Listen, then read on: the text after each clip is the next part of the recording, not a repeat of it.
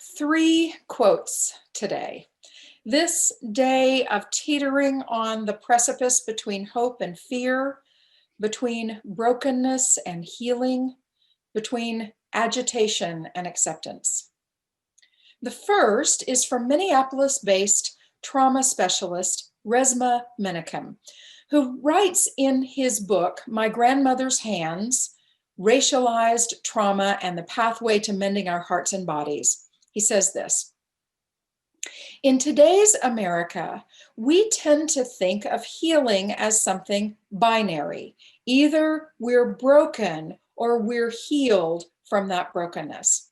But that's not how healing operates, and it's almost never how human growth works. More often, healing and growth take place on a continuum with innumerable points between utter brokenness and total health. The next quote is from Mariam Kaba, an activist and educator whose work focuses on transformative justice and dismantling the prison industrial complex. She says this: you don't possess hope, you practice it. It is a discipline and you have to practice it daily. You have to act. And the third is adapted from Unitarian Universalist Minister Tanya Marquez, minister at the South Bay campus of the First UU Church in San Diego. And she says, do not fear agitation, for agitation is the rhythm of life itself, to be put in motion, to be stirred.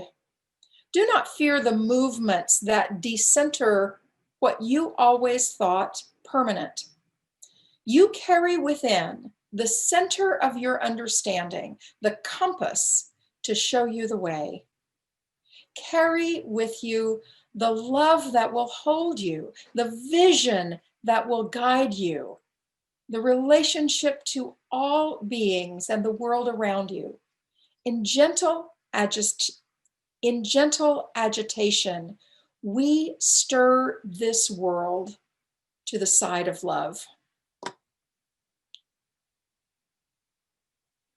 Weeks before it is time for us to gather here, I share a title for this talk with Jean Shore, who puts together our terrific newsletter. I've already mentioned it several times today, and Jean, if we were all in a room together, we'd be giving you a big round of applause right now. So grateful for your work. Because most Unitarian Universalist congregations do not follow a traditional Christian liturgical calendar, we're free to choose our own themes, reading, etc. We're not bound by selected scripture or saints' days or designated days in the life of Jesus. UU ministers choose a theme and a title. We think about what's happening in the world, what we imagine our congregation needs to hear, what we need to hear. I've quoted my mom many times before. She's a retired Episcopal deacon, and she says, we make it up out of whole cloth every time. In anticipating today, in this anxiety-ridden season, in this interminable year, with the election drawing to a close, please, God, let it be over soon.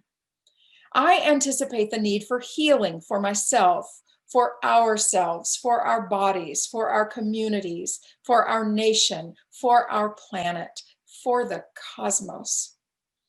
The need for healing seems to me so deep, so profound that I can hardly get my head around it, by which I mean that our brokenness penetrates so deep into our collective conscience that we fear we will never be made whole again.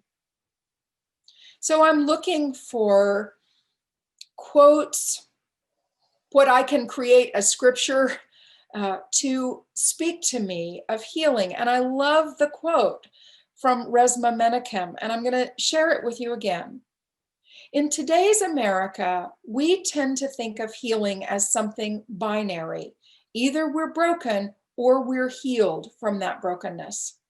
But that's not how healing operates. And it's almost never how human growth works. More often, healing and growth take place on a continuum with innumerable points between utter brokenness and total health.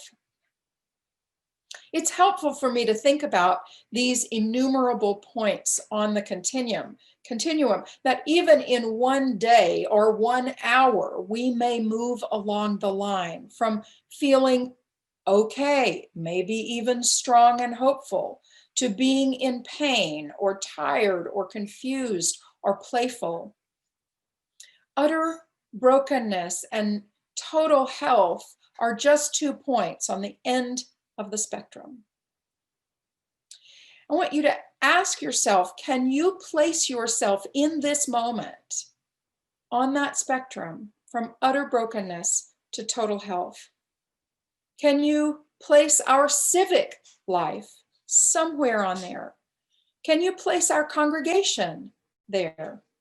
This is not only a good tool for taking the current temperature, taking my current temperature, but it's also good for putting the question of brokenness and health in perspective. I never want to hear anyone say it can't get worse. We know that's not true. Things can always get worse, and yet they can also get better. So it's good to have that sense of perspective. I think I'm also holding the question of how can we find healing when we're still so agitated? I am so agitated. My emotional trigger is just wound tight. Last week, watching The West Wing with Mike, I just bawled after a scene of such complete civility in the White House. So I know that The West Wing is fiction, and these days it is closer to fantasy.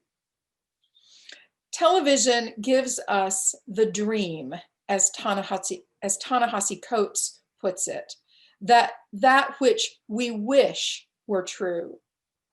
In this case, that civility and patriotism and good sense reign in the White House.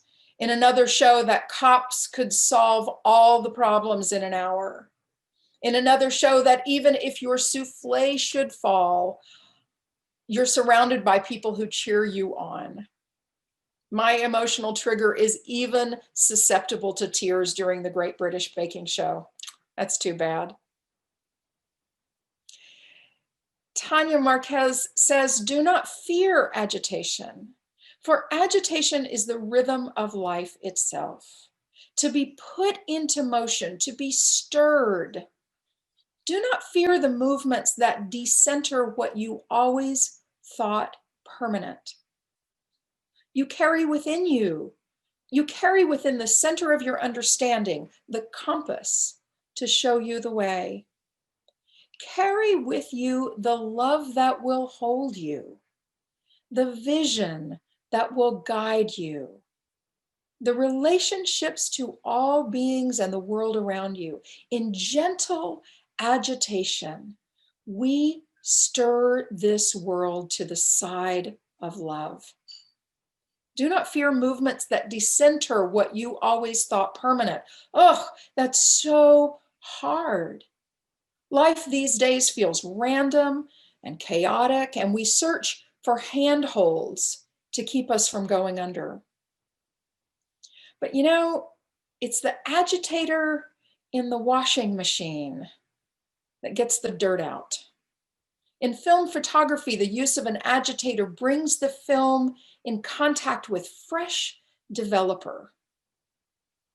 Without agitation, this development, this sense of getting the old out, wouldn't make space for something new and fresh. Agitation is necessary to life as we know it, even as hard as it is.